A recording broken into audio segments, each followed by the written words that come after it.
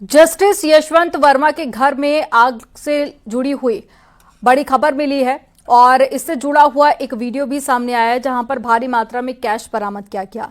Delhi police commissioner की ओर से शनिवार को यह वीडियो शेयर किया गया था। वीडियो ऐसे समय सामने आया जब दिल्ली हाई कोर्ट के मुख्य न्यायाधीश डीके उपाध्याय ने जस्टिस यशवंत वर्मा के सरकारी आवास के नकदी मिलने के मामले में भारत के चीफ जस्टिस संजीव खन्ना को एक रिपोर्ट सौंप दी है। जस्टिस उपाध्याय ने ये घटना के संबंध में साक्ष्य और जानकारी एकत्रित करने की आंतरिक जांच प्रक्रिया शुरू की थी और इसी दौरान जस्टिस वर्मा के घर के अंदर का वीडियो सामने आया है जिसमें जले हुए नोटों का बंडल दिखाई दे रहा है। कई सारे बंडल हैं इस वीडियो में जो दिखाई दे रहे हैं। यही नहीं, सुप्रीम कोर्ट को रिपोर्ट भी सौंपी गई है और दिल्ली हाई कोर्ट के चीफ जस्टिस की रिपोर्ट में गहरी जांच की सिफारिश की गई है और मामले से जुड़े दस्तावेज भी वेबसाइट पर डाले गए हैं। दिल्ली हाई कोर्ट के जज यशवंत वर्मा के बंगले में आग लगने से एक बड़ा खुलासा हुआ था जिसमें उनके घर से भारी मात्रा में कैश बरामद हुआ था।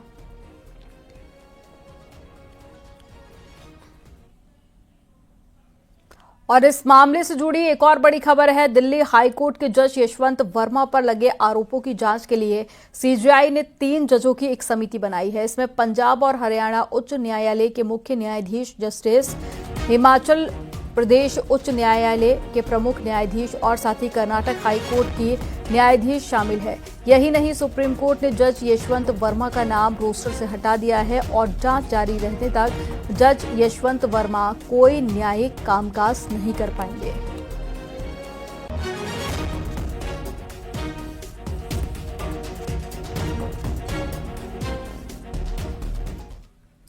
वहीं इस पूरे मामले में जस्टिस यशवंत वर्मा का भी बयान सामने आया। उन्होंने खुद पर लगे आरोपों को सिरे से खारिज कर दिया और इसे अपने खिलाफ साजिश बताया है।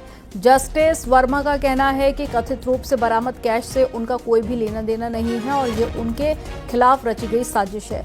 जस्टिस यशवंत वर्मा के इन दलीलों को दिल्ली हाई कोर्ट के चीफ जस्टिस डीके उपाध्याय ने खारिज किया और आग की घटना के अगले दिन मलबा हटाए जाने की चिंताजनक बात भी कही। और सुप्रीम कोर्ट और दिल्ली हाई कोर्ट के चीफ जस्टिस ने जस्टिस यशवंत वर्मा से सवाल पूछा कि 15 मार्च की सुबह पैसा किसने हटाया। इस पूरे मामले को लेकर न्यायपालिका और जांच एजेंसियों की नजरें टिकी हुई हैं।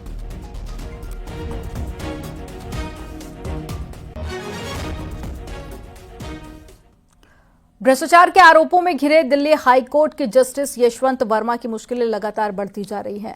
Allahabad high court bar association ने जहां पहले ही उनके इलाहाबाद हाई कोर्ट में तबादले का पुरजोर विरोध किया, वहीं अब Allahabad high court bar association justice Yashwant Verma के खिलाफ महाभियोग प्रस्ताव लाए जाने और उन पर लगे आरोपों की जांच सीबीआई या फिर ईडी से कराए जाने की मांग की तैयारी कर रहा है।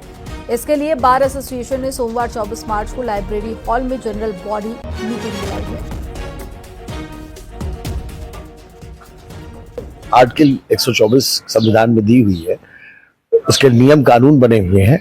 मोटा मोटा ये है कि प्रूव्ड मिसकंडक्ट के बेसिस पर एक प्रपोजल आता है, लोकसभा में उस पर एड्रेस होता है, supported by at least 50% of the total members and 3/4 of the present and voting.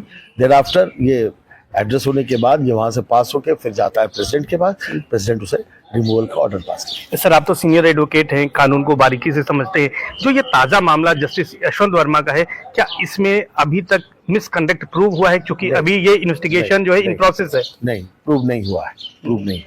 तो ऐसे में क्या महाभियोग इनके खिलाफ लाया जा सकता है? प्रूव होने के बाद लाना ही उचित होता है, लेकिन पब्लिक जो फेथ गिरा है, इसके लिए हमारी डिमांड ये है कि first this matter should be given to CBI या ईडी जो इसको इन्वेस्टिगेट करे and on that material if it is proved then महाभियोग होना चाहिए। महाभियोग होना चाहिए। तो मंडे को जो आपकी बैठक होगी उसमें सीबीआई जांच की बात हम कर रहे हैं। सीबीआई जांच की बात कर रहे हैं, महाभियोग की भी मांग करेंगे। बिल्कुल, दोनों कनेक्टेड है आपस में।